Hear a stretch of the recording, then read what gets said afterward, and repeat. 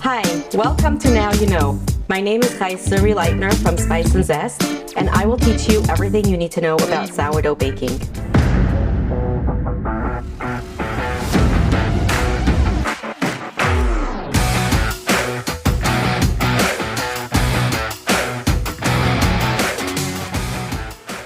In the previous episode, I showed you how to get an active starter. In order to bake bread, you want to have an active starter like this. Bubbly and double in size after feeding, and that's how you know that it is ready to use for baking. For this recipe, you need minimum equipment, just a scale and a bowl, flour, water, salt, starter. That's it. We're going to put the bowl onto the scale and tear the scale down to 0 so we can start from the beginning. And then we're going to add the water, the starter, and the flour. The recipe is linked to this episode. It really doesn't matter what you add first. You can add the flour first, the water first. It won't affect the end result. I know many have different opinions when it comes to baking sourdough.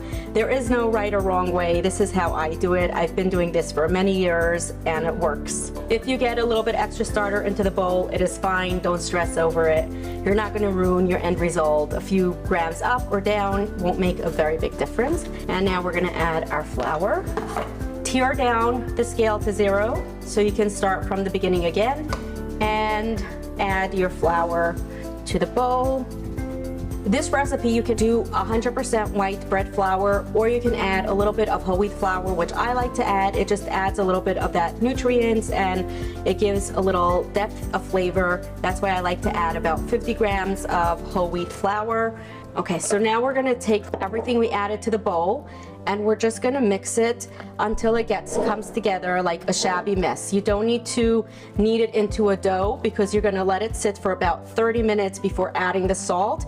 And at that point, it's gonna look like a nice dough. Just bring it all together. You can use a spatula or a whisk. I just use my trusty hands. And this is what it looks like. It doesn't look like anything, but trust the process. Come back in 30 minutes. You'll see it's gonna look like a nice dough. It's been 30 minutes. Now let's check on the dough and see how it came together really nicely. Do you see now it looks like a dough? We let it sit for about 30 minutes so the flour can absorb all the water and the gluten can start doing its thing and form a nice dough. We're gonna add the salt, put the bowl onto the scale, and then just tear it down to 0. And then we're gonna weigh out our salt. It doesn't matter what salt you use as long as it's not iodized salt. We added that little water on top of the salt to help dissolve it. And what I'm gonna do is I'm gonna knead the salt into the dough. Now we don't have to knead the dough for very long because first of all, we got ourselves a nice dough right here. And when you're gonna do that stretch and fold during the bulk rise, that's going to help to strengthen the dough and the gluten. So you're just gonna incorporate all the salt into the dough, and then we are going to let it sit for approximately 4 to 6 hours, depending on the temperature. You're gonna check on your dough 4 hours later, see if it's ready to shape, which I'm gonna show you soon how to know when your dough is ready for shaping. I'm gonna cover it with a towel and let it sit at room temperature for 4 to 6 hours, and we're gonna come back every 30 to 60 minutes to do that stretch and fold, which I'm gonna show you in the next step. It's been an hour into the bulk rise, and now I'm gonna show you how to do a stretch and fold. Stretch and fold is exactly what it sounds like. You stretch the dough and you fold it over. I like to make my hands a little bit wet. This way it prevents the dough from sticking to my hands. And I'm just gonna stretch it over and fold it. This will help to strengthen the gluten in the dough.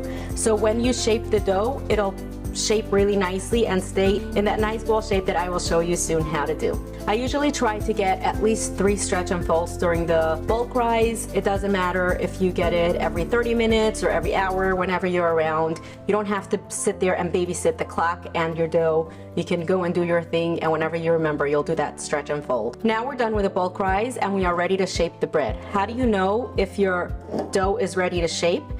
It should be almost double in size, not 100% double in size. The dough should have a little bounce to it, and you'll see there's like ear pockets in there, a little bigger, a little smaller. If you have a glass bowl, you can also look under and you'll see all the air bubbles and you know that your dough is ready for shaping. We're gonna put it all onto the counter. I do not recommend putting flour on the counter yet because then you might incorporate way too much flour.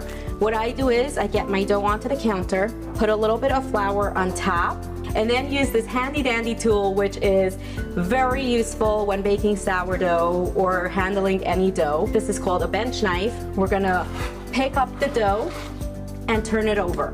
This way you still got a little bit of flour on the surface, but not too much that you're gonna incorporate too much into your dough. And we're gonna do something called a bench rest. You're gonna do this little stretch and fold again. And this is a pre-shape, and you're just gonna let it sit on the counter for about 10 minutes, and then we're gonna come back and shape it. This is what I call an insurance test. When you do this little pre-shape, if you come back and you see that your dough is really flat, there is two things that could have happened. Either you let your dough ferment for way too long, which means that there is no gluten or elasticity in the dough anymore, and it won't shape or hold its shape. At that point, it's gonna be very hard to shape it into what we want to get it into. So either you can put it into a loaf pan, which is gonna hold the shape, or you can make pizza out of it. It's gonna look really sticky and wet. Or if it falls flat but not very sticky and wet, there's still a dome, it's possible that you didn't work the gluten enough in your dough.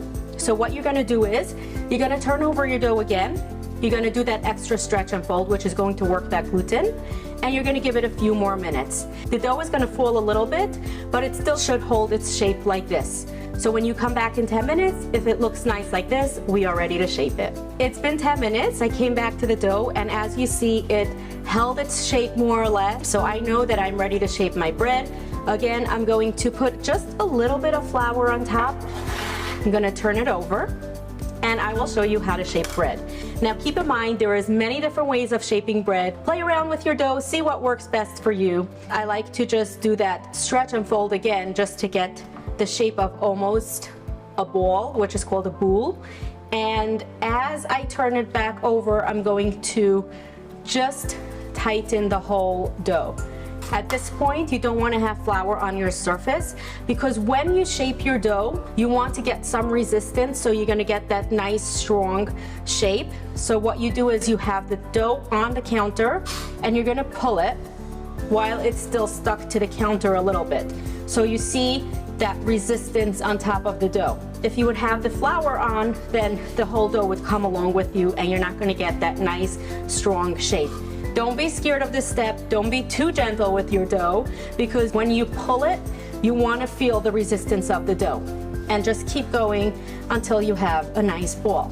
If you find yourself working your dough too much, then you might start seeing tears on top of your dough. At that point, just let your dough sit for a few minutes to relax, and then come back in about 5 to 10 minutes once the gluten has relaxed, and then you can just shape it again. And here we have our bowl ready to go into the basket. I'm gonna put a nice coating of flour so it doesn't stick to the basket. I like to use the basket as is, because then we get that nice design of the bread, you know, like the circles on the bread that many of you recognized. But if you want to line it with a towel, or if you have a liner for your basket, go ahead and do that. Just make sure that you put enough flour that it doesn't stick. My handy dandy tool, pick it up. You're going to put it upside down into the basket. The top is going to become the bottom, and the bottom is going to become the top. At this point, I'm going to cover it. We're going to leave it either at room temperature for approximately 2 hours before baking, or you could put it in the refrigerator and have it in the fridge overnight, and then you're going to bake it tomorrow, which I'm going to show you how to score and bake the bread in the next video. And now you know everything there is to know about baking sourdough bread.